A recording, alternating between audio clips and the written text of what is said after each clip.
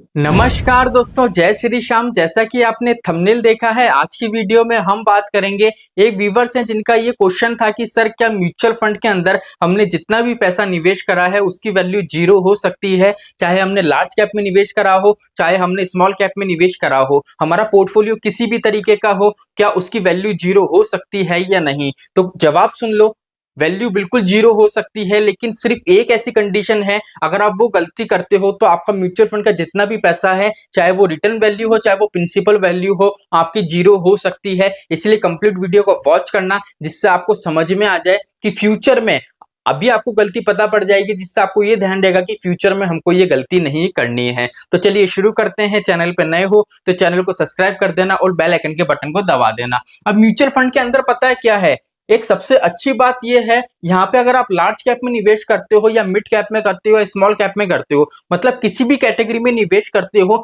तो आपका पैसा उस कैटेगरी में तो निवेश होता है, लेकिन उसके अलावा भी अदर्स कैटेगरी में भी होता है। जैसे मान लीजिए आपने निवेश करा है फ्लेक्सी कैप में, अगर आप फ्लेक्सी कैप में निवेश कर रहे हो तो आपका पैसा लार्ज कैप में भी जाएगा, मिड कैप में भी जाएगा, स्मॉल कैप में भी जाएगा। ठीक है, अगर मान लीजिए आप मल्टी कैप में कर रहे हो तो मल्टी कैप में भी आपका पैसा लार्ज कैप में जा रहा है, मिड कैप में जा रहा है, स्मॉल कैप में जा रहा है। मान लीजिए अगर आप आपका पैसा निवेश कर रहे हो लार्ज कैप के अंदर, तो लार्ज कैप में भी क्या हो रहा है, आपका पैसा लार्ज कैप में भी जा रहा है, मिड कैप में भी जा रहा है। अगर मान लीजिए आप स्मॉल कैप में निवेश कर रहे हो तो स्मॉल कैप में भी क्या होता है, स्मॉल कैप में भी जाएगा, लार्ज में भी जाएगा, मिड में भी जाएगा। मतलब ये है, हम जिस कैटेगरी में निवेश कर रहे हैं हमारा पैसा है उस कैटेगरी के अलावा भी अदर्स कैटेगरी में जा रहा है। इसका मतलब है यहाँ से क्या है, हमको थोड़ी बहुत स्टेबिलिटी देखने को मिलती है, जिससे क्या है कहीं ना कहीं हमको ये फायदा रहता है कि हमारी जो वैल्यू है, जितना भी हम पैसा जमा करा रहे हैं उसमें हमको गिरावट कम से कम देखने को मिलेगी। पहली चीज ये हो गई। चलिए अब चलते हैं दूसरे कंसेप्ट के ऊपर। दूसरे कंसेप्ट चले, जैसे मान लीजिए आज आपने निवेश करा है एचडीएफसी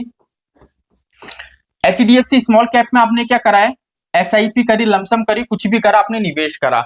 अब आप क्या करोगे, मान लीजिए यहाँ पे आप 1,000 रुपए निवेश करते हो, तो आपके 1,000 रुपए किसके पास जाएंगे, आपने निवेश करा है एचडीएफसी स्मॉल कैप में, लेकिन आपके ये 1,000 रुपए जाएंगे एचडीएफसी स्मॉल कैप का जो फंड मैनेजर है उसके पास। अब फंड मैनेजर क्या करेगा, आपने जितना भी पैसा जमा कराया है ना, उसमें क्या करेगा, इस फंड की एचडीएफसी स्मॉल कैप की जितनी भी होल्डिंग होगी उस होल्डिंग में क्या करेगा, आपका पैसों के टुकड़े करेगा और निवेश करेगा। जैसे मान लीजिए फॉर एग्जांपल 70 होल्डिंग है, 70 स्टॉक है एचडीएफसी स्मॉल कैप के अंदर, तो फंड मैनेजर क्या करेगा, आपका जो पैसा है ना इसके टुकड़े करेगा और 70 के 70 स्टॉक में आपका पैसा निवेश कर देगा। जिससे क्या होगा, आपको एक स्टेबिलिटी भी मिलेगी और मार्केट में आपका पैसा रोटेट होगा, इसलिए आपको क्या है वहां से रिटर्न भी मिलता रहेगा। तो बात यह आती है कि सर वैल्यू जीरो हो सकती है या नहीं। देखो पहली चीज तो ये, हम जिस भी फंड में निवेश करते हैं उसकी होल्डिंग होती है। अब यहाँ पे होल्डिंग देखो, मान लीजिए फॉर एग्जांपल 70 होल्डिंग है, तो ये बताओ मुझे 70 में से मान लीजिए मार्केट में कोई क्रैश आया है, मान लो कोविड वाली कंडीशन आ गई, मतलब मार्केट में भारी से भारी क्रैश आ रहा है, कोविड जैसी कंडीशन आ चुकी है,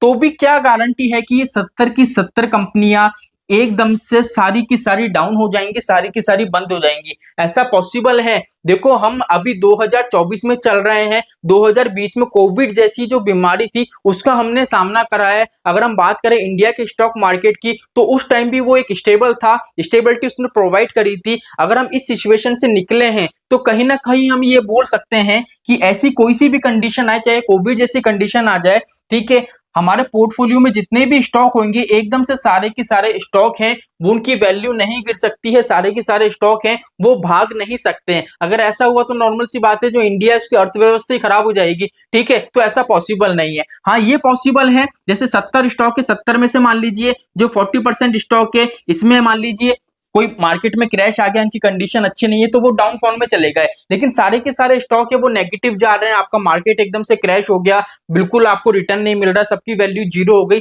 ऐसा पॉसिबल नहीं है। तो म्यूचुअल फंड के अंदर पहली चीज तो ये है, आपका पैसा जीरो नहीं हो सकता। ठीक है, किस तरफ से नहीं होता, एएमसी की तरफ से, बिकॉज एएमसी आपका पैसा जो निवेश कर रही है वो अलग अलग सेक्टर में अलग अलग स्टॉक में कर रही है, लेकिन एक आपकी ऐसी गलती है जिससे आपका पैसा जीरो हो सकता है। कैसे हो सकता है, मान लीजिए आपने 1,000 रुपए की एसआईपी कराई, मान लीजिए आपको 50 रुपए का रिटर्न मिला, आपकी वैल्यू कितनी हो गई, आपकी वैल्यू हो गई 1,050 की। अब मान लीजिए आपको 100 रुपए का रिटर्न मिला, ठीक है, अब आपकी वैल्यू कितनी हो गई, 1,150 की। अब आप क्या कर रहे हो, रेगुलर बेस पे आपका प्रॉफिट बुक कर रहे हो। यहाँ पे आपको कितना निवेश करे थे हमने, 1,000 रुपए, प्रॉफिट कितना हो गया, 150 रुपए का। तो यहाँ पे आपने क्या करा, 150 रुपए निकाल लिए, प्रॉफिट बुक कर लिया। अब वैल्यू वापस से कितनी हो गई आपकी 1000 रुपए।